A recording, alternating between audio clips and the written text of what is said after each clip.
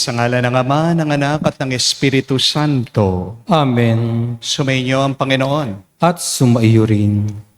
Mga kapatid, madalas sa ating buhay, naghahanap tayo ng tanda o sign sa Diyos. Gusto natin maging sigurado sa ating mga desisyon o naghahanap lang tayo ng kasagutan sa ating mga matagal ng pinagdarasal sa Kanya. Pero kapatid, bago ka humingi ng sign o tanda sa Diyos, balikan mo muna ang salita ng Diyos. Dahil ang Kanyang salita, ang pinakatotoo na tanda ng Kanyang presensya, ng Kanyang mga pangako.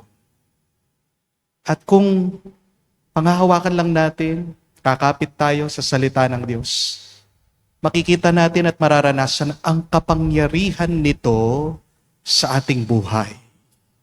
Aminin natin ang mga pagkakataon na kung saan tayo nakinig sa Kanyang salita, pero nagkulang naman tayo sa pagtitiwala.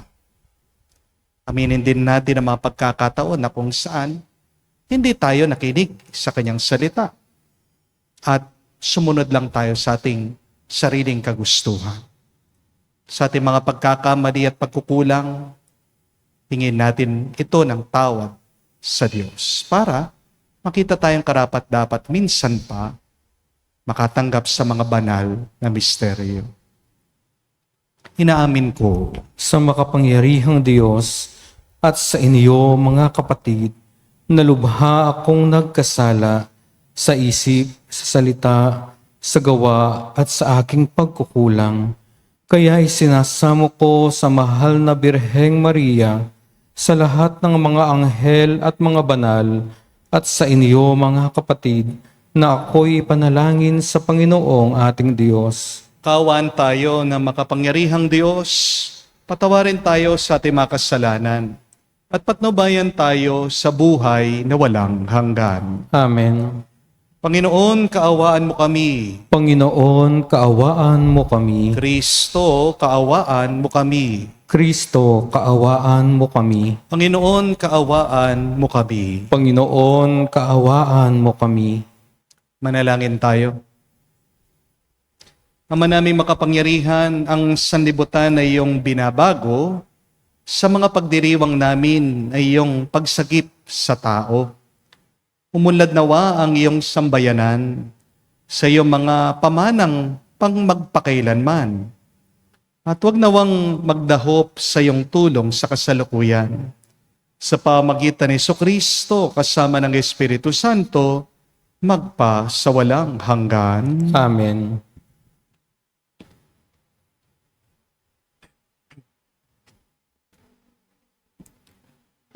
Pagbasa mula sa aklat ni Propeta Isayas. Ang sabi ng Panginoon, ako ay lilikha, isang bagong lupa't isang bagong langit. Mga pangyayaring pawang lumipas na ay di na babalik.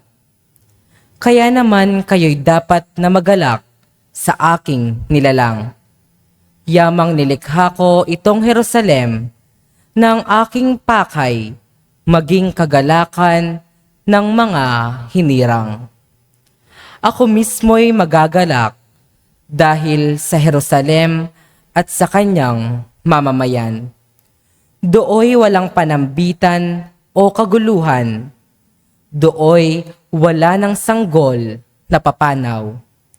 Lahat ng titira roon ay mabubuhay ng matagal. Itunuturing pa rin na kabataan pa ang edad 100. Ang hindi umabot ng gulang na ito ay pinarusahan. Magtatayo sila ng mga tahanang kanilang titirhan. Sa tanim na ubas ay sila ang aani. Ang salita ng Diyos. Salamat sa Diyos. Poong sa aking nagligtas, ang dangal mo'y aking galak. Poong sa akin nagligtas, ang dangal mo'y aking galak.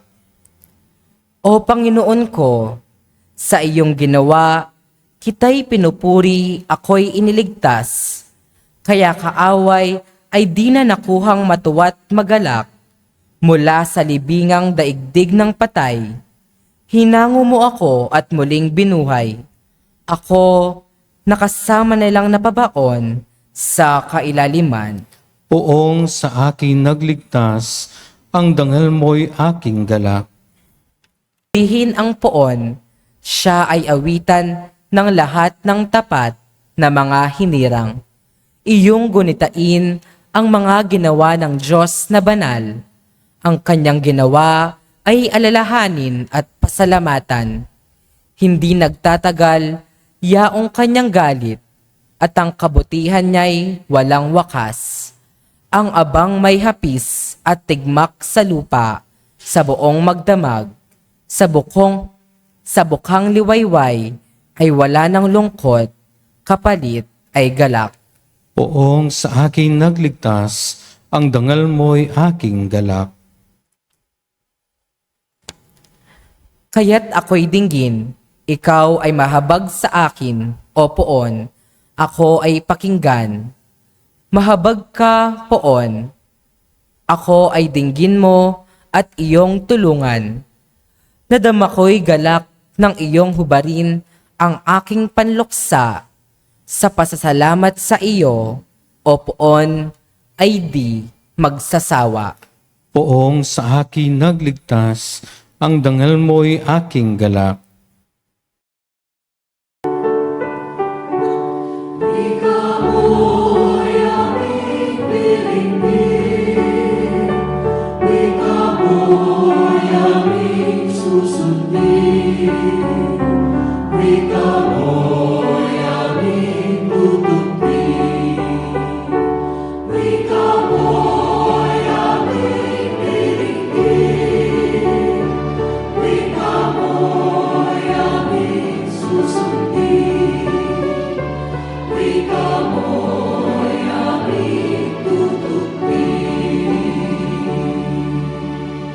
Matuwid ang dapat gawin, masamay iwasan natin, at tayo'y bubuhayin.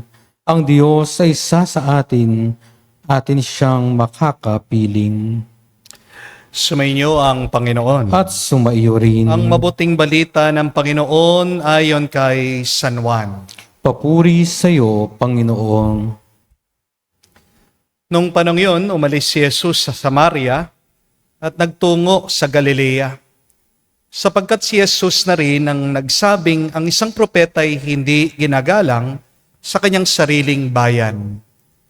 Pagdating niya sa Galilea ay mabuti ang pagtanggap sa kanya ng mga taga roon, sapagkat nasa Jerusalem din sila noong pista ng Paskwa at nakita nila ang lahat ng kanyang ginawa roon. Nagpunta uli si Jesus sa Cana, Galilea. Doon niya ginawang alak ang tubig. Doon naman sa Capernaum ay may isang mataas na pinuno ng pamahalaan. At may sakit ang kanyang anak na lalaki. Nang mabalitaan niyang bumalik si Jesus sa Galilea mula sa Judea, pinuntahan niya ito. Pinakiusapan niya ito pumunta sa Capernaum at pagalingin ang kanyang anak na naghihingalo. Sinabi sa kanya ni Jesus, hanggat hindi kayo nakakakita ng mga palatandaan at mga kababalaghan, hindi kayo mananampalataya. Ngunit sinabi ng pinuno, tayo na po, Ginoo, baka mamatay ang aking anak. Sumagot si Jesus, umuwi na kayo, magaling na ang iyong anak. Naniwala ang lalaki sa salita ni Jesus at umuwi na siya. Sa daan pa'y sinalubong na siya ng kanyang mga alipin at sinabing magaling na ang kanyang anak. Tinanong niya sila, anong oras siya gumaling? Siya po'y inibsan ng lagnat kahapong mag-aalauna ng hapon. Tugon nila, naalala ng ama na nung oras na yon, sinabi sa kanya ni Jesus, magaling na ang iyong anak. Kaya't siya at ang kanyang buong sambahayan ay sumampalataya kay Jesus. Ito ang pangalawang kababalaghang ginawa ni Jesus sa Galilea, pagpunta niya roon buhat sa Judea. Mga kapatid, ang mabuting balita ng ating Panginoon. Pinupuri ka namin, Panginoong Hesukristo. Magandang araw po muli sa inyong lahat. Meron pong isang kwento tungkol po sa isang lalaki na palaging nagdadasal at nananalangin sa Diyos. Sabi po niya, Lord, please speak to me. Bigla daw umawit yung isang ibon, pero hindi niya pinansin. Sabi ulit nitong lalaki sa kanyang dasal, Panginoon, kausapin mo naman ako. Bigla daw pong kumulog, pero hindi daw po pinansin nitong lalaki.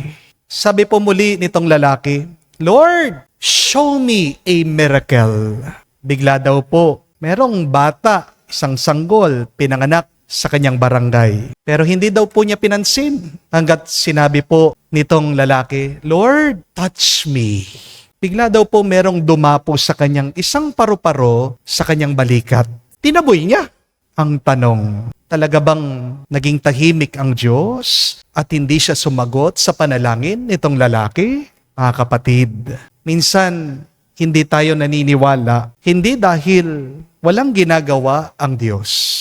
Hindi tayo naniniwala kasi iba ang ating inaasahan at hinihintay na sagot galing sa Diyos.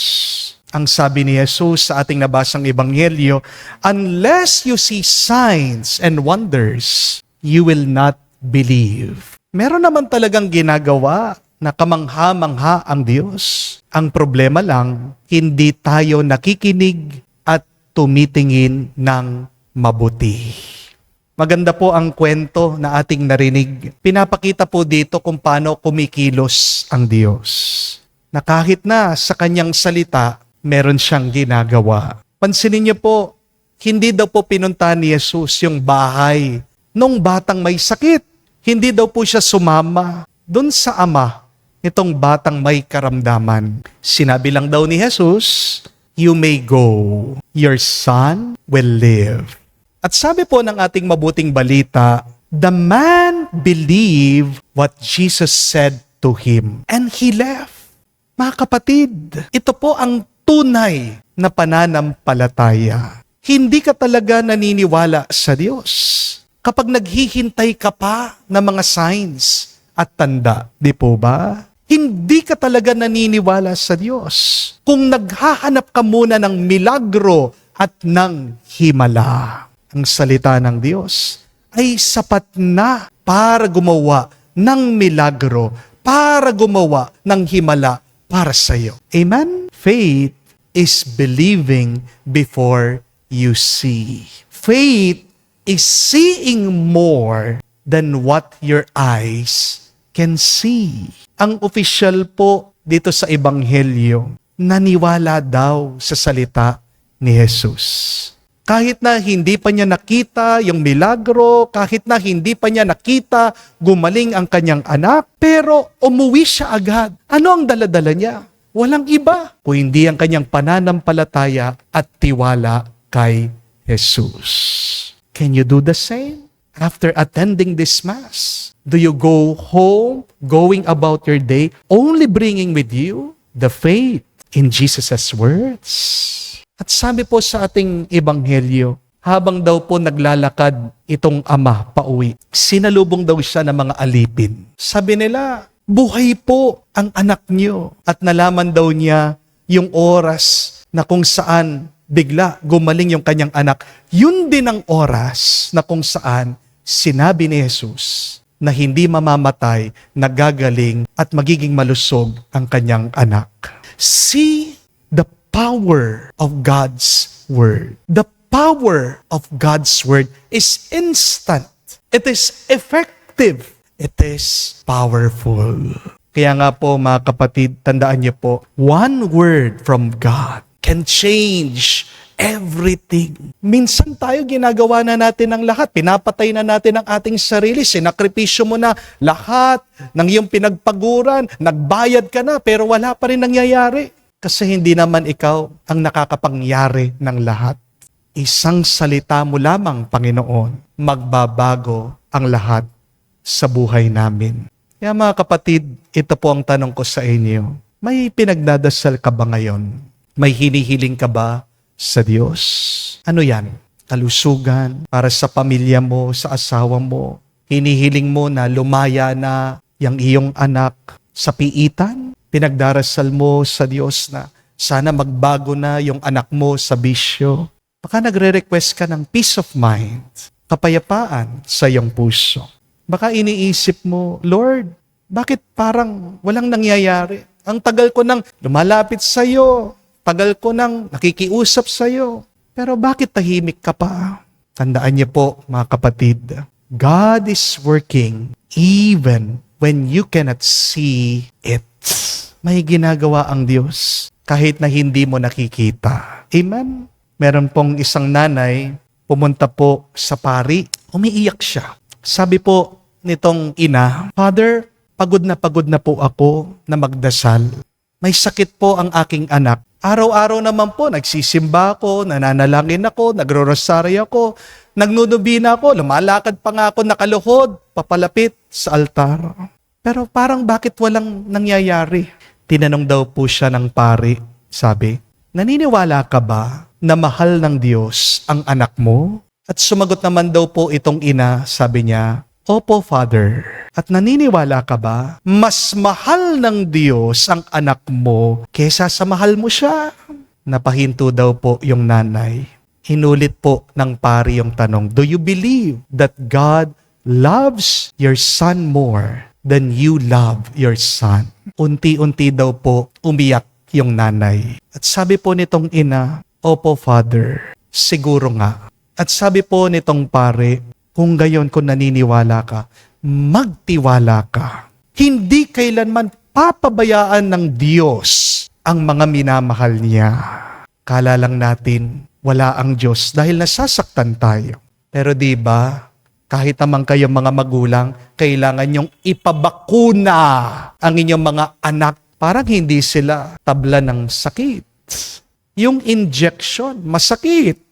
Pero kailangan. It does not mean that when you are suffering, experiencing pain, that God is not there, that God does not love you.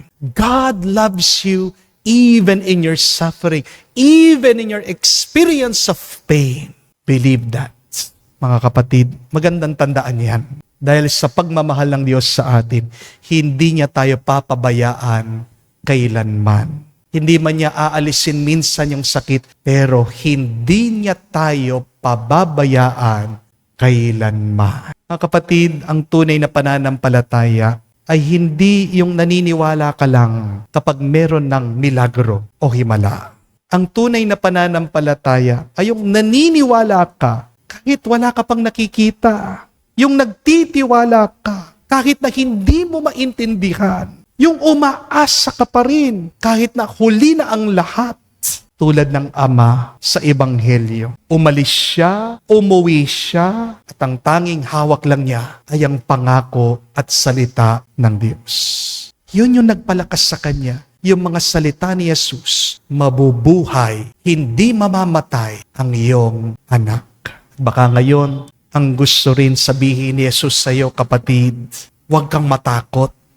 Yung pamilya mo na pinagdarasal mo, bubuhayin ko. Yung puso mong sugatan, pagagalingin ko. Yung pag-asa mo na namamatay, ibabalik ko.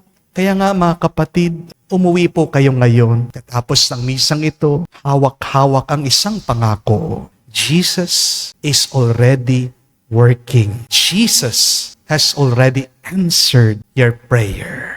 At darating ang araw, maririnig mong mabuting balita, yung matagal mo nang hinihintay, at sasabihin mo, tama nga si Lord. Buhay pa ang pag-asa. Kaya ngayon pa lang, purihin na natin at pasalamatan ang Diyos. Amen. Tumayo po tayo, alay po natin sa Diyos ang ating mga dasal at panalangin. Dahil sa pagtitiwalang tutugunin ng Diyos Ama ang buong kalugod-lugod ang ating mga kahilingan kung tayo mananalangin sa Kanya na may pananampalataya, Ilapit natin ngayon sa Kanya ang ating mga pangangailangan. Ating sabihin, Panginoon, dinggin mo kami. Panginoon, dinggin mo kami. Ang simbahan sa buong mundo naway maging isang simbolo ng mapagpagaling na gawain ni Kristo sa pamamagitan ng kaniyang pagkalinga sa mga may karamdaman sa katawan, isip at kaluluwa. Manalangin tayo sa Panginoon. Panginoon, dinggin mo kami. Ang mga doktor, nurse, at iba pang nangangalaga sa mga may sakit, naway magpakita ng habag at kabutihan ni Jesus sa pagkalinga sa pinakamaliit ng lipunan. Manalangin tayo sa Panginoon. Panginoon, dinggin mo kami. Itong Kwaresma, naway maging panahon ng paghilom at pagkakasundo para sa mga pamilya at pamayanan. Manalangin tayo sa Panginoon. Panginoon, dinggin mo kami. Sa katahimikan po ng ating puso, banggitin natin, sabihin natin sa Diyos ang ating mga personal na pangangailangan. Ama naming nasa langit, tulungan mo kaming patuloy na magtiwala sa iyo at sumampalataya sa nakakapagpagaling na kapangyarihan ng iyong anak na gumagamot sa lahat ng aming mga sugat. Hinihiling namin ito sa pamagitan ni Kristo, aming Panginoon. Amen.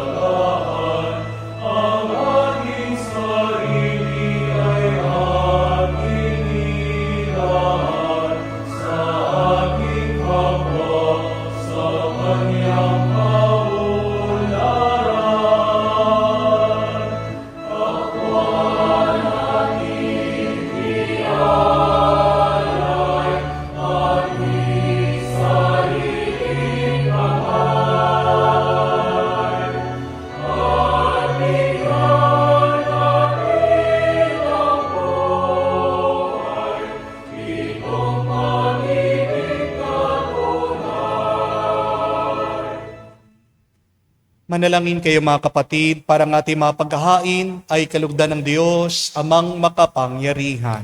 Tanggapin nawa ng Panginoon itong paghahain sa iyong mga kamay, sa kapurihan niya at karangalan, sa ating kapakinabangan at sa buong sambayanan niyang banal. Ama naming lumikha, sa paghahain namin sa iyo, kami naway makapakinabang upang sa pagdadalisay ng aming pamumuhay sa sanlibutan, kami magkaroon ng pagbabago para sa buhay sa kalangitan. Sa pamagitan ni Jesucristo kasama ng Espiritu Santo, magpa sa walang hanggan. Amen. Sumainyo ang Panginoon. At sumaiyo rin. Itaas sa Diyos sa inyong mga puso at diwa. Itinaas na namin sa Panginoon. Pasalamatan natin ang Panginoong ating Diyos. Marapat na siya ay pasalamatan. Ama naming makapangyarihan, tunay nga marapat ikaw ang aming pasalamatan. Sa pamagitan ni Jesucristo na aming Panginoon, sa pagbabakas sakali mong kami bubuti, sinugo mo si Jesucristo upang pangunahan kami.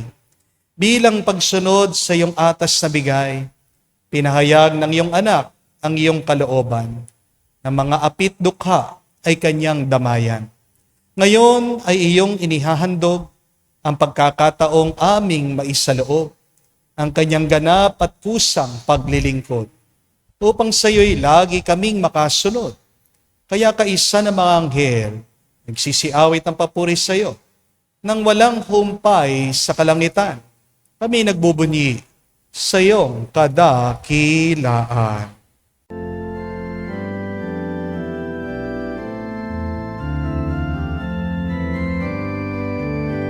Santo, Santo, Santo, Panginoon Diyos ng mga hukbo, napupuno ang langit at lupa ng kadakilaan mo.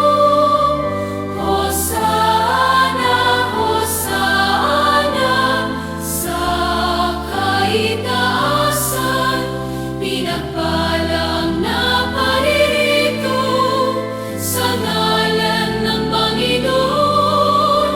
Hosana, Hosana, sa kaitaasan. Hosana, Hosana, sa kaitaasan. Ama naming banal, ikaw ang bukal ng tanang kabanalan.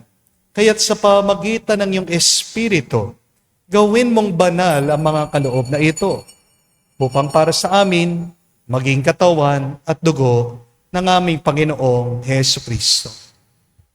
Bago niya pinagtiis ang kusang loob na maging handog, hinawakan niyang tinapay, pinasalamatan kanya. Pinaghati-hati niya iyon, inabot sa kanyang malagad at sinabi, "Tanggapin ninyong lahat ito at kanin. Itong aking katawan na ihahandog para sa inyo."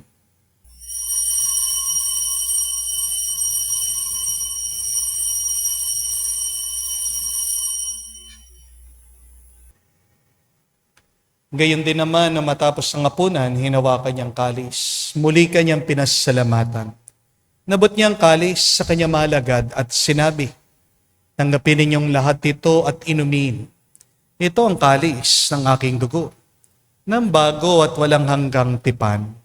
Ang aking dugo na ibubuhos para sa inyo at para sa lahat, sa ipagpapatawad na mga kasalanan. Gawin ninyo ito sa pag-alaala sa akin."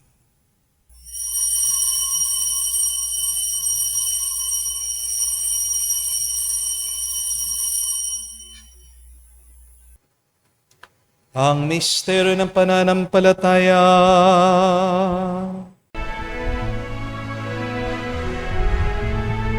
Sa krus mo at pagkabuhay, kami natubos mong tunay.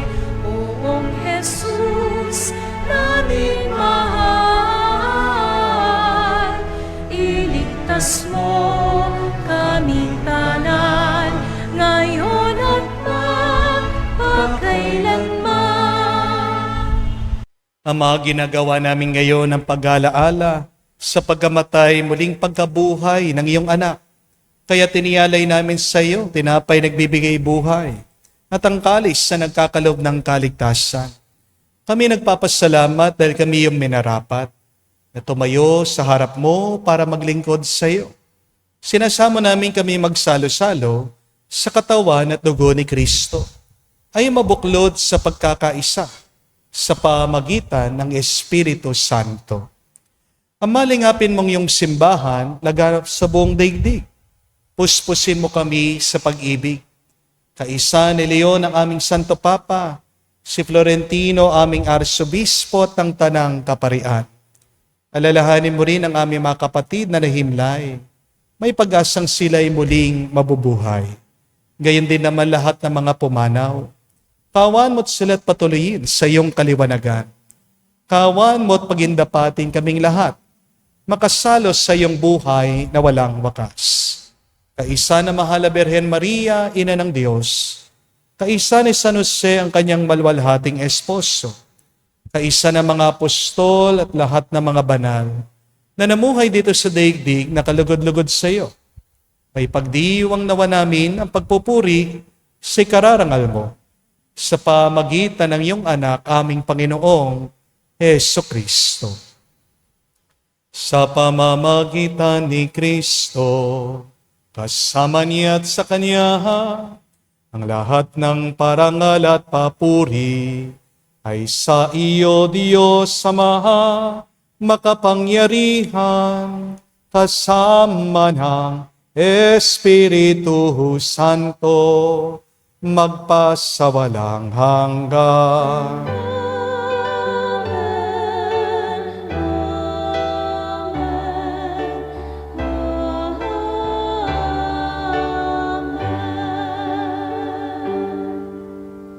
Sa nakagaling na utos sa turo ni Jesus sa Panginoon natin at Diyos, ipahayag natin ang lakas loob.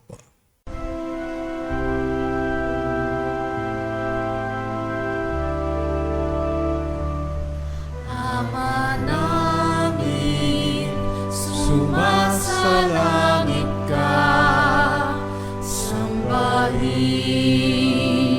ang ngalan mo, mapasa amin ang kaharian mo, sundin ang loob mo dito sa lupa para nang sa langit. Bigyan mo kami ngayon ng aming kakanin sa araw-araw. At patawarin mo kami sa aming mga sala para nang magpapatawad namin sa nagkakasala sa amin. At huwag mo kaming ipahintulot sa tukso, at iadya mo kami sa lahat ng masama. Hinihiling namin kami yadya sa lahat ng masama, pagkalooban ng kapayapaan araw-araw, iligtas sa kasalanan, ilayo sa lahat ng kapamakan, samantalang aming pinanabikan ang dakilang araw ng pagpapahayag ng tagapagligtas naming si Jesucristo. Sapagkat iyo ang kaharian at ang kapangyarihan at ang kapurihan magpakailanman. Amen. Panginoong Jesucristo, sinabi mo sa mga apostol, kapayapaan ang iniiwan ko sa inyo. Ang aking kapayapaan binibigay ko sa inyo. Tungayan mo ang aming pananampalataya at huwag ang aming pagkakasala. Pagkalooban mo kami ng kapayapaan at pagkakaisa ayon sa iyong kalooban. Kasama ng Espiritu Santo, magpa sa walang hanggan. Amen. Kapayapaan ng Panginoon ay laging sumainyo. At sumaiyo rin. Magbigayan po tayo ng kapayapaan sa bawat isa. Peace with you po, kapayapaan po sa inyong lahat. Kordero ng Diyos na nag-aalis ng mga kasalanan ng sanlibutan, maawa ka sa amin, maawa ka sa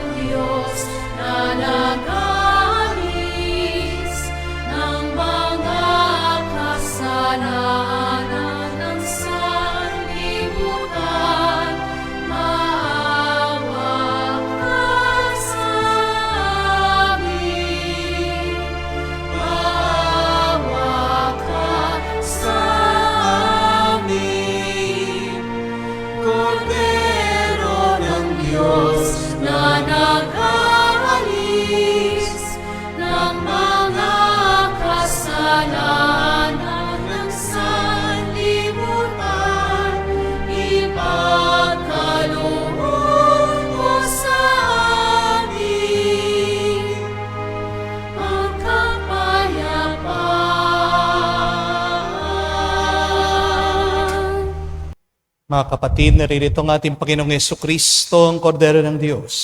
Siya nag-aalis sa mga kasalanan ng sanlibutan. Mapalad tayong lumalapit sa piging ng Kordero.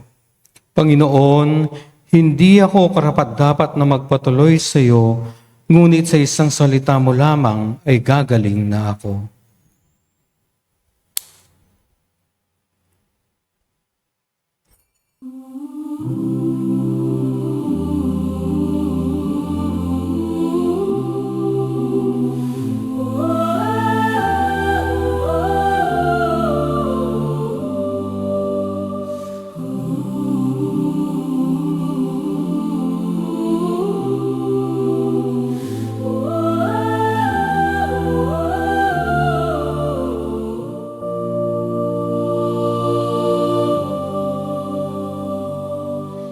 Tanging hiling ko sa'yo, Panginoon. Tinig mo, marinig ko ngayon sa buhay ko. Uhaw ang aking puso sa pag-ibig kalinga mo. Awa mo't biyaya, padama mo, O Diyos.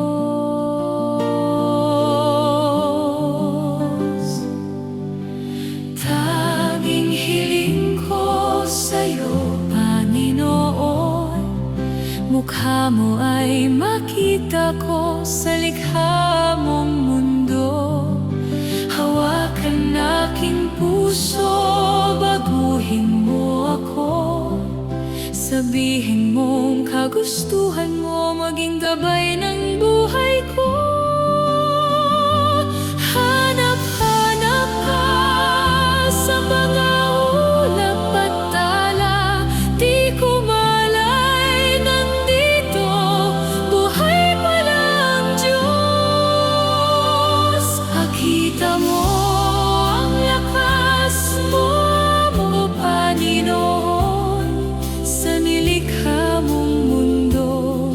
At sa taong mahal mo, pinakita mo ang pag-ibig sa amin, O Diyos. Nagkatawang tao, inalay buhay mo. Ikaw ang Diyos na naluhod.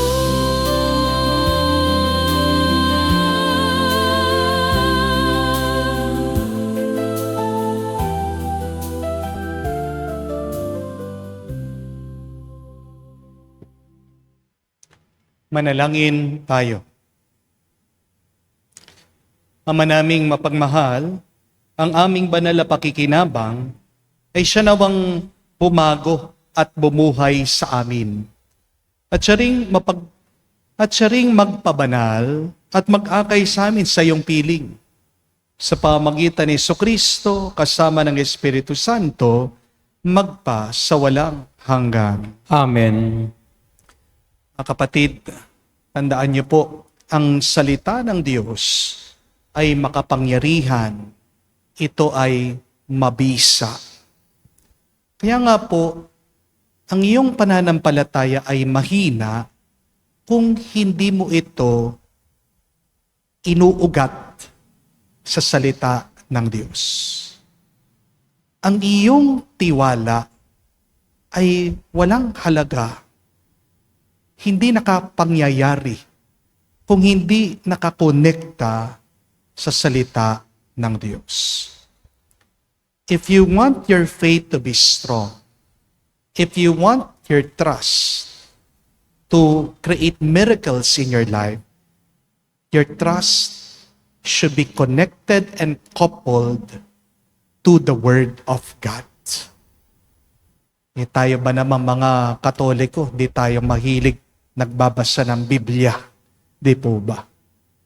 Pero, harinawa, sa pang-araw-araw mong pagsisimba, unawain mo, namnamin mo, intindihin mong mabuti, at isabuhay mo ang iyong naririnig.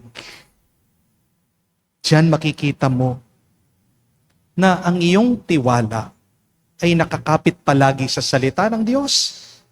Ang salita ng Diyos ang nakakagawa ng mga milagro at himala. So spend more time in God's Word and you will discover the promises of God. At pag natuklasan mo ang mga pangako ng Diyos, yun ang panghawakan mo. At makikita mo, diyan magbabago ang iyong buhay. At sa pamamagitan diyan, yan ang magiging sagot sa iyong mga matagal nang pinagdarasal. Sumainyo ang Panginoon. At sumaiyo rin. At kayo'y basbasan ng Diyos, makapangyarihan sa lahat. Sa ngalan ng Ama, ng Anak, ng Espiritu Santo. Amen. Ang ating misa ay natapos na. Humayo kayo sa kapayapaan ni Kristo. Salamat sa Diyos.